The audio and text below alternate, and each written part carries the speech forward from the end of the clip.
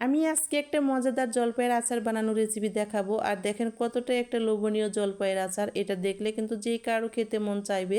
তো আমি এখন মূল রেসিপিতে যাই। সেটা হলো, এখন আমি এখানে নিয়েছি জলপাই। আর এই জলপাইগুলো এখানে আছে 2 কেজি জলপাই নিয়েছি এখানে আমি। এই জলপাইগুলো আমি যেই গামলাতে করে ধোবো পানি দিয়ে, প্রথমে সেই গামলাতে ঢেলে নেব। তো ঢেলে দিচ্ছি, আমি কিন্তু এই গামলাতে পানি দিয়ে পরিষ্কার করে জলপাইগুলোকে প্রথমে ধুয়ে নেব। আর দিয়ে দিচ্ছি পানি। পানি দেওয়ার পরে আমি এখন নাড়াচাড়া করে ধোয়া শুরু করে দিলাম। আর এদিকে আমার জলপাইগুলো ভালো করে পরিষ্কার করে ধোয়া হয়ে গিয়েছে।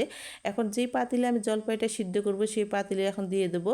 তো নিয়ে নিয়েছি এখানে একটা বড় সাইজের পাতিলে আর ঢেলে দিচ্ছি, যেহেতু অনেকগুলো জলপাইয়ের জন্য বড় পাতিলে দিয়ে দিলাম। এখন দিয়ে দিচ্ছি একটু লবণ আর দিয়ে দিচ্ছি একটু পরিমাণ মতো পানি সিদ্ধ হওয়ার জন্য। আর এদিকে আমি উঠাই দিচ্ছি, ইন্ডাকশানে উঠাই দিলাম সিদ্ধ হওয়া রান্নার জন্য। আর দিয়ে দিচ্ছি ঢাকনা। কিছুক্ষণ পরে কিন্তু আমি এই যে ঢাকনাটা উঠাই নিলাম। আর দেখেন একদম জলপাইগুলো সিদ্ধ হয়ে কালারটা চেঞ্জ হয়ে গিয়েছে। এখন জলপাইগুলো আমি নামিয়ে ফেলবো চুলা থেকে, যেহেতু সিদ্ধ হয়ে গিয়েছে। আর নামিয়ে নিলাম। আর একটা ডালাতে কিন্তু পানিগুলো ঝরার জন্য ঢেলে দিয়েছি।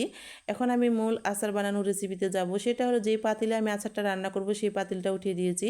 আর দিয়ে দিচ্ছি এখন সরিষার তেল। আর সরিষার তেল তো অবশ্যই আচারে দেওয়া লাগবে। দিয়ে দিলাম 2 টুকরো ডালচিনি, 2 টুকরো তেজপাত। এখন দিয়ে দিচ্ছি 5 ফোড়ন।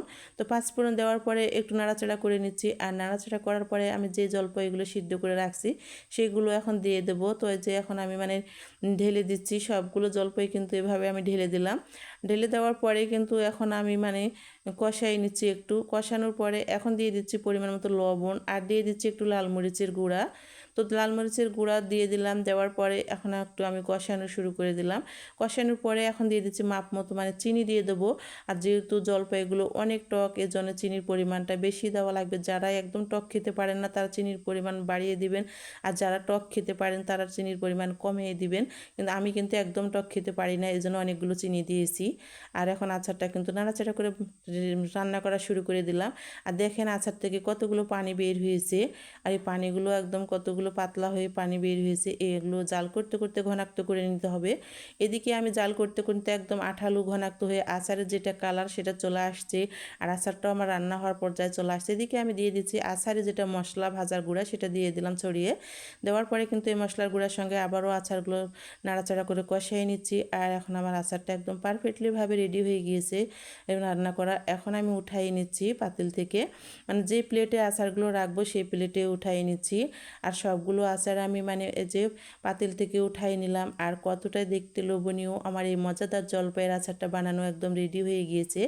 এখন কিন্তু বাজারে অ্যাভেলেবল জলপাই পাওয়া যায়। আপনারা আমার এই রেসিপিটি দেখে অবশ্যই বানিয়ে খাবেন। আর আমার এই জলপাইয়ের আচারের রেসিপি ভালো লাগলে লাইক কমেন্ট শেয়ার করে পাশে থাকবেন। আর খেতে অনেক অনেক মজাদার টেস্টি। আমার রেসিপিটি এই পর্যন্তই ছিল জলপাই আচারের।